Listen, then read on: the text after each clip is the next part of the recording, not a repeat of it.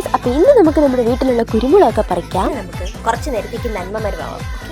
ഇത് കണ്ടോ ഗൈസ്, ഇത് മൊത്തം കുരുമുളകാണേ. അപ്പം നമുക്ക് ഇതിന് കുരുമുളക് കണ്ടോ, ഇത് നമുക്ക് ഫുള്ള് പറിക്കാം, പറിച്ച് സെറ്റാക്കി ഇടാം. ഓക്കെ, അങ്ങനെ ആ ഒരു തുരയ്ക്ക് ശേഷം നമുക്ക് ഇത്രയും കിട്ടി ഗൈസ്.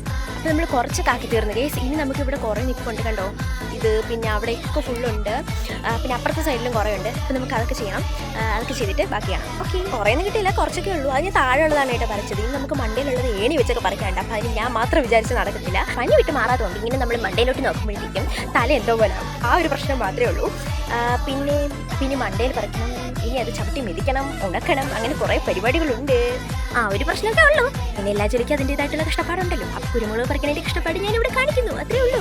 പിന്നെ നമ്മളിവിടെ തൂത്ത് വാരി പിന്നെ നേരെ നമ്മൾ പറിച്ച കുരുമുളക് എല്ലാം ഇവിടെ കൊണ്ട് തട്ടുവാണ്. അപ്പോൾ ആദ്യം കിട്ടിയ കുറച്ചാണ് കേസ് ഇത്. രണ്ടാമത്തെ തവണ നമുക്ക് കുറച്ചേ കിട്ടുള്ളൂ. ഇനി നമുക്ക് ഏണി വെച്ചിട്ട് പറിക്കാം, മണ്ടയിലുള്ളതൊക്കെ പറിക്കാം.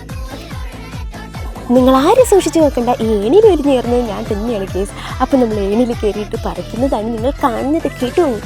താഴെ കിടന്ന കുറേ ചാക്ക് എടുത്തുകൊണ്ട് മണ്ടയിലോട്ട് വന്നിട്ടുണ്ട്. ഇനി നമുക്ക് മണ്ടയിൽ കിടന്ന് പ്രഹസനങ്ങളാണ്. ഓക്കെ, ഇനി നമുക്ക് ആ കുരുമുളകൊക്കെ മെതിക്കാന്നാണ് അതിന് പറയുന്നതെന്ന് എനിക്കറിയത്തില്ല. നമ്മൾ ഈ ചവിട്ടുമല്ലോ, ഈ കുരുമുളകിൻ്റെ മണ്ടയിൽ ഇങ്ങനെ ചവിട്ടി ആ കുരുമുളക് മാത്രമായിട്ട് എടുക്കത്തില്ലേ, അതിന് ഞാൻ തന്നെ പറയുന്നതാണ് മെതിക്കുക. അതൊക്കെ അതിന് എന്തിനാണ് പറയുന്നതെന്ന് എനിക്ക് അറിഞ്ഞു കേട്ടോ. നമ്മൾ എല്ലാം ഇവിടെ കൊണ്ട് തട്ടിയിട്ടുണ്ട്. ഇനി നമുക്കിതിന് ഇലയും കുരുമുളകായിട്ടൊന്ന് വേർതിരിച്ചെടുത്താൽ മാത്രം മതി. ഗൈസ്, അത് പറഞ്ഞപ്പോഴാണ് എൻ്റെ ഇവിടുത്തെ നെല്ലി പോത്തു കണ്ടോ ഗൈസ്, കണ്ടോ നെല്ലി പോത്തു. അങ്ങനെ ഇലയും കുരുമുളകും തമ്മിൽ വേർതിരിച്ച് വെച്ചിട്ടുണ്ട്. ഇനി ഇതിനെ ഒന്ന് ചവിട്ടി എടുക്കണം. ദൈവമേ, അതാണ് കഷ്ടം.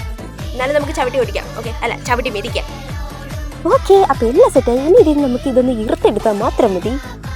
ഗേസ്, ചവിട്ടാൻ ഞാൻ അത്ര എക്സ്പേർട്ടായി അല്ലാത്തതുകൊണ്ട് ഞാൻ പിന്നെ വിചാരിച്ച് കൈവച്ച് ഇങ്ങനെ ആക്കാമെന്ന് വിചാരിച്ച് ഗേസ്. പക്ഷേ കൈവച്ചാക്കാൻ കുറേ ടൈം എടുക്കും.